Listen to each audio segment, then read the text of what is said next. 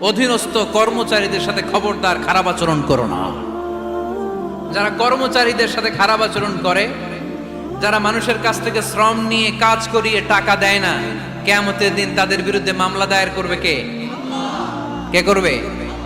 হাদিসে কুদসি সাক্ষী বিষ্ণু ঈসা ইসলাম বলেন, আল্লাহ তাআলা ফরমান, আনা খাসমুহুম সালাসাতুন আনা খাসমুহুম ইয়াউমাল কিয়ামা।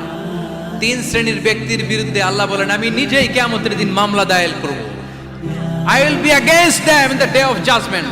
Three categories of people, I will be against them in the day of judgment.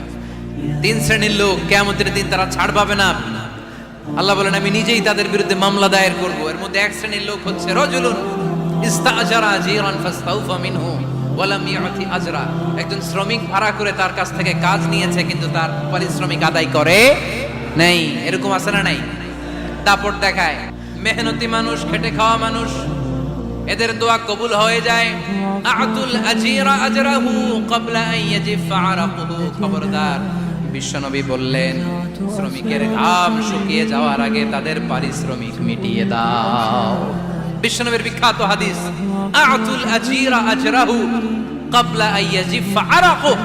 শ্রমিকের ঘাম মাটিতে লাগার আগে, শুকিয়ে যাওয়ার আগে তাদের পারিশ্রমিক মিটিয়ে দাও।